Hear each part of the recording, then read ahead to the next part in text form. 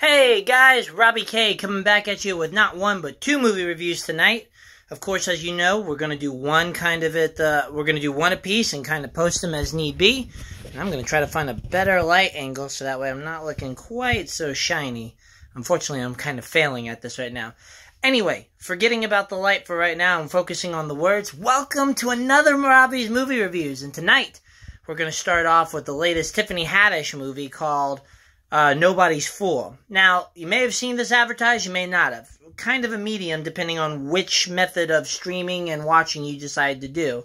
So, Robbie K is going to break it down to you. As always, if you're new to the channel, thank you. Welcome. We're working very hard to make this as best as possible. Let's get started with it by starting with the breakdown. We do a trailer, kind of explain what the movie looks like and is about without giving any spoilers away.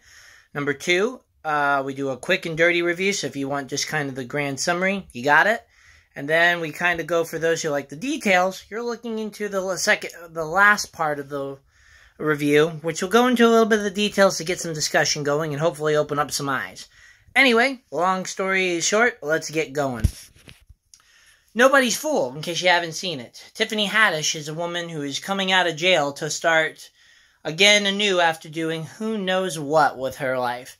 Regardless, her character, Tanya, is essentially in to help with her sister, who is a bigwig at a local company for advertisement, who is starting to get her life together and feels she's met the perfect man, only to find out that she's been catfished. As a result, Tanya and her sister start going on a quest to figure out just what in the world is going on, all while trying to get their lives together in the community around her.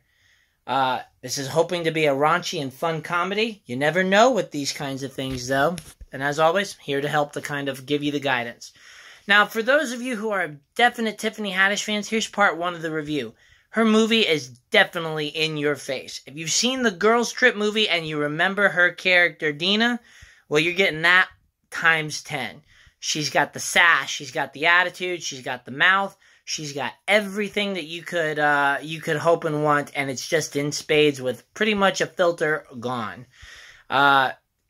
If you love her style of comedy, it's there, right there for you with some drama to kind of spice and mix some things up, a little bit of sweet and sour, and plenty of sex appeal to kind of get things going.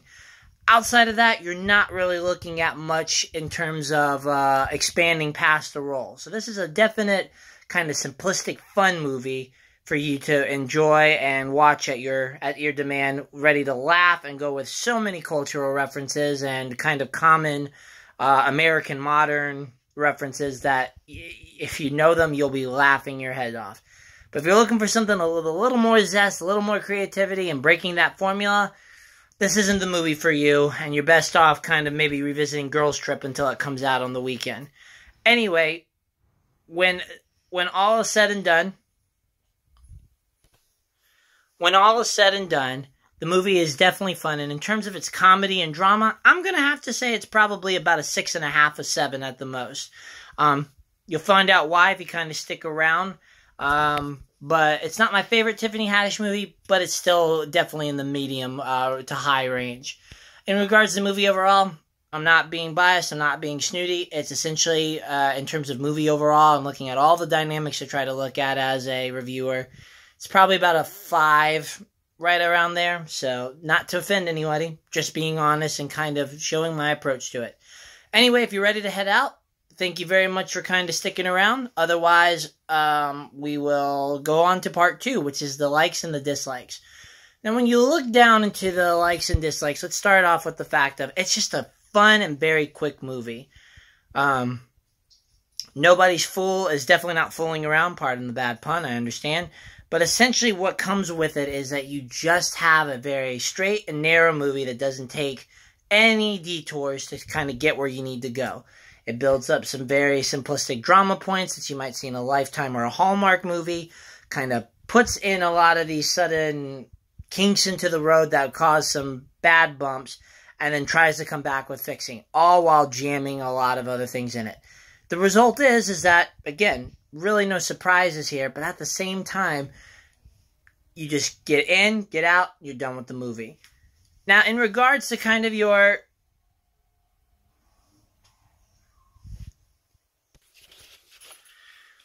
Now, in regards to kind of some of the other things, Tiffany Haddish is still on fire. If you like her mouth, you like her energy, you get this full swing. And that's the thing about this movie is with the filters coming off, you get a lot more of maybe the comedy style and characters that you love in her other films. And, the writing with it just goes so well together that the combination is definitely a lot of the major entertainment sources. Tanya isn't so much about, I guess you would say, the character building, punch you in the heart, character development drama. She's definitely more of, I'm going to want to get things riled up to get laughs going. And her dialogue is definitely, I think, the key part of this movie that many people liked when I was a kind of audience watching during my run. It's still got kind of that Tyler Perry romantic drama that comes in with it. Effectively working on bringing some of his more darker drama components, I keep saying drama a lot, darker romantic aspect components into it to kind of change up the pace and change up the feel of the movie and maybe give you a little break. So, good use of that and to kind of help alleviate some of the comedic stress. But, there's still more room for development in there. You have a couple of characters that really also stand out to kind of help balance out the entire feel of the group. And some that, of course, are left in the wings, but we'll get to that later. I definitely have to say, though, fantastic revival of Boyz II Men songs into this movie because with their integration into the montages and a couple of key scenes, you've got probably a good use, another fantastic use of music for kind of a comedic and plot device. So well done on those as well and kind of injecting some cleverness to it. And I think that's about all I can do with the likes at the moment. So let's kind of hit to the dislikes. Well, the first thing is while the filter is allowing you to get your Tiffany Haddish on to the full extreme, for me as a reviewer, it also leads to kind of 2 or 3 of my dislikes, some of which are minor, some are major. The first is, as you guys know, and I'm sure this is not as big of an issue for many, when you start using some of the more, I guess, aggressive and stronger insults to which I do not wish to repeat, sometimes it's placed right, and many times, like it happened with this movie, a little overused. Maybe they're going for some type of representation in terms of maybe kind of surviving and adapting to the jail life, because that was mentioned a lot preceding these things. I'm not entirely sure, but nevertheless, hearing that aggressive vernacular, it gets a little stale and old for me when it's not used in just the right amounts or at the right time. In addition, some of the more sexual components were funny in the way she described it, and other times was kind of, again, beating a dead horse. So I'm definitely going to say that in these two, the major dislike that comes from it is a lack of balance, which I guess if you're looking at me probably saying you went to this kind of film expecting balance, you're crazy. And again, you're right. That's why I make my 2 categories of in terms of comedy and in terms of movie overall. I'm just kind of doing what I was trained to do in this, and that is looking at all the pieces of the puzzle. In terms of the predictability, I mean, it is there in spades. They try to throw a little small twist, which again, I give them props for. But overall, I mean, the movie is pretty much, I would say, like, just a seedier version of a Hallmark movie. You know the end game, and you know where the thing is going. And as such, thank goodness for that fast pace, because if it was something longer, I might have had to take off points for just kind of clamoring and going out. And I guess this brings me to the next point. The story is okay. There are some deep, heartfelt moments, and excuse me for forgetting that, because there are some actual fantastic scenes that deliver that kind of feel-good lesson moral right at the end to make sense of all this stuff. But regardless, even though you got that feel-good kind of preachy moment in there, the story itself is just kind of a mess. I guess that's what happens when you're focusing more on Tiffany Haddish comedy instead of anything else. Now, again, I'm not saying that this is awful. I'm not saying that, this is a strong dislike. It's just, this was not my favorite component because I like a good story to kind of blend with. Hence why I like Girls Trip better than I like this movie.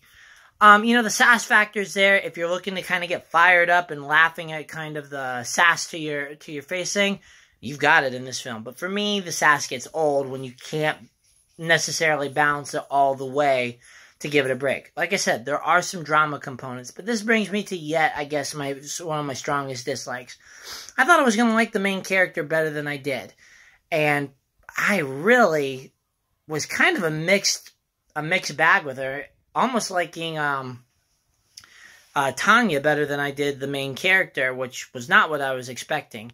The main character, though, just had a lot of grandiose character flaws that, if that had been treated to other people and it wasn't a movie, would have probably left a stronger, bitter taste in the mouth than what happened here. And I guess the storyboard did a little too much in terms of either making that factor like as extreme as it could be, or kind of coming up with clean sweep endings that didn't require much, did not experience many challenges in developing what it needed to be. Again, this goes to the story component. Nevertheless, the ending and the character of her not really evolving as much of a character just kind of made me feel, what was the point of even rooting for her at times? Because as some of my fellow audience members were saying, girl had some issues. Nevertheless, when you look at the final component of the fact that you've got this is very rushed, very clean sweep finish, it's okay. And I can say that while the bloopers were kind of funny, the final scene right before the credits rolled was an example of, oops, we kind of forgot to wrap these things up. Let's just hastily put them in. So the editing is not my favorite either. Not that I want to say it was shorter. It probably needed this time. But they need to go back to the drawing board to figure out how to put these jokes a little better in and give a complete tale without things sticking up like a sore thumb. Creativity points, gets it. But nevertheless, it just didn't flow with me as well as I was hoping it would. So where does this bring us down to? Well, my friends, I guess as you've already heard, you've heard the scores with it. But overall, this is just a movie to go in, laugh your head off, and just enjoy stupid, stupid humor. There's some clever dialogue, just a very big dynamic energy in it. And if you love Tiffany Haddish has got it going on in this in terms of just making you laugh and enjoy all that she has to offer. But outside of that, this movie still is lacking some of the other parts that I liked in some of her other films. Mainly a tighter story, better integration, things like that. And really working on the balance, because this movie just kind of left that balance go, and the characters needed some tinkering as well. But my friends, not every movie can be exactly perfect or a masterpiece, but this one is definitely worth like a girls trip, guys trip, or date night movie, depending on how big of a fan you are of the star characters. Otherwise, definitely waiting for cable or Netflix. Until then, guys, stick around, about to do Bohemian Rhapsody, but if I don't see you for that one, have a good one. See you next week.